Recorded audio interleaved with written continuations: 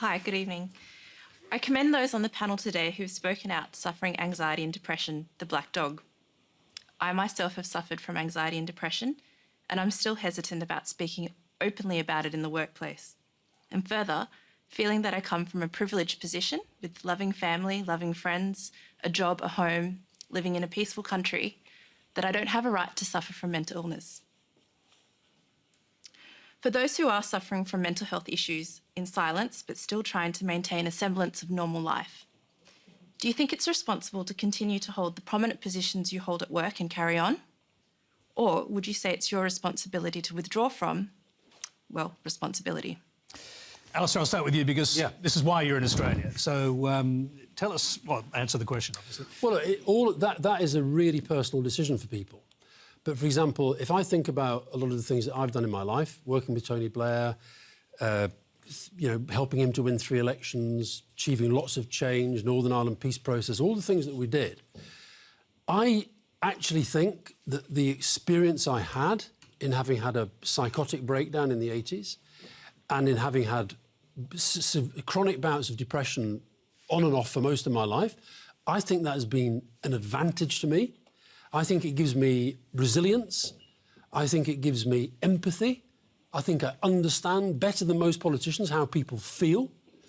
And I also think that I was, I say lucky, I had no choice but to be open, because when I switched from journalism, where I had my breakdown, into frontline politics, the journalists that used to be my friends started to write about me, including about that. And I took a decision. I'll just be open about it. And I've never, ever regretted that. And it's a personal decision. Only you can decide, but you've decided to be open. I think that's great.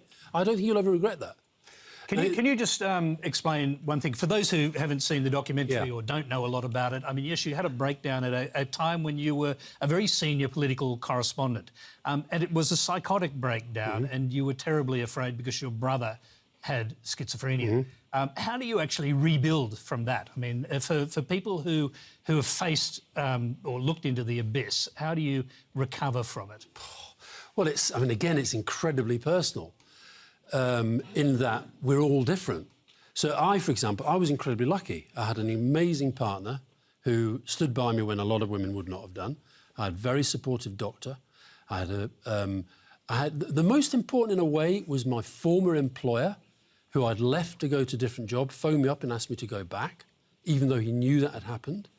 And I think the other thing that really, really helped me, the luck, I was arrested by 2 policemen. And I thought about this today because I was watching your news and you had this riot in the youth detention centre. When I was ill, when I was heading to my breakdown, I could get quite violent, OK? When I was drunk, in particular.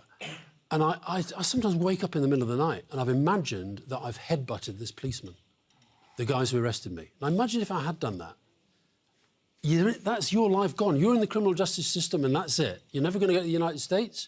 You're certainly never going to get a job in politics. So I was incredibly lucky. And then I think the thing about recovery, you talk about schizophrenia, my brother had schizophrenia, and OK, his life was not as good as it would have been had he not had schizophrenia. But he had an amazing employer, and he had the same job for 27 years. Now, most people think that's impossible. The reason he had that job for 27 years is because his employer didn't define him by his illness. And nobody should be defined by their illness. He was an employee who had schizophrenia. That meant they had to adapt. But I think some of the cleverest people I've ever met are mentally ill. Some of the nicest people I've ever met are mentally ill. And I think we've just got to get over this idea that we all have mental health. You know, we use these figures, 1 in 4 will be mentally ill at some point in their lives. 1 in 1 of us has got mental health, and it's never perfect.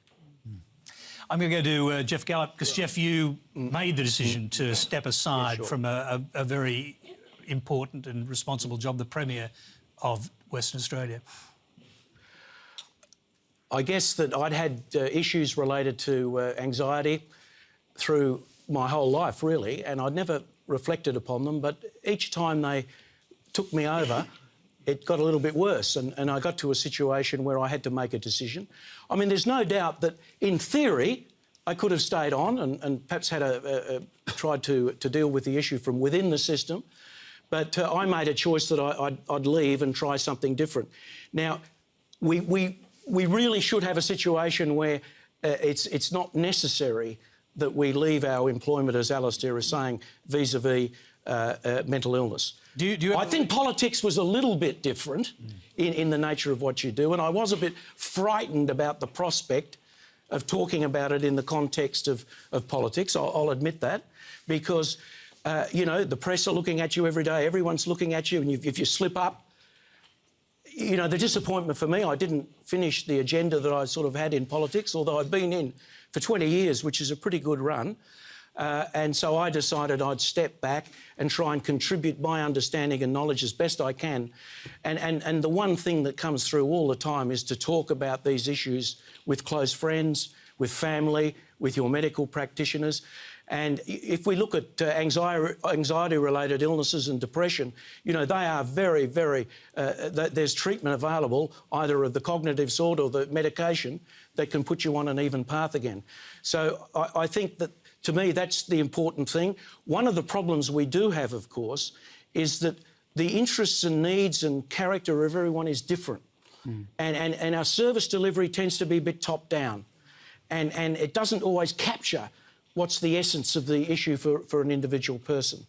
And I think our treatments, as good as they are, have got to take into account the needs and interests of those that are taking those treatments. And I think that's an issue. I have a lot of empathy for people, particularly as illnesses get more serious and there's a standardised version of a response to it that's not dealing with their real needs. And this means, you know, as a society, we've got to, I think, scale up our belief in solidarity, one person to another. You know, we live in a very competitive society. We live in a society that wants economic growth at all costs.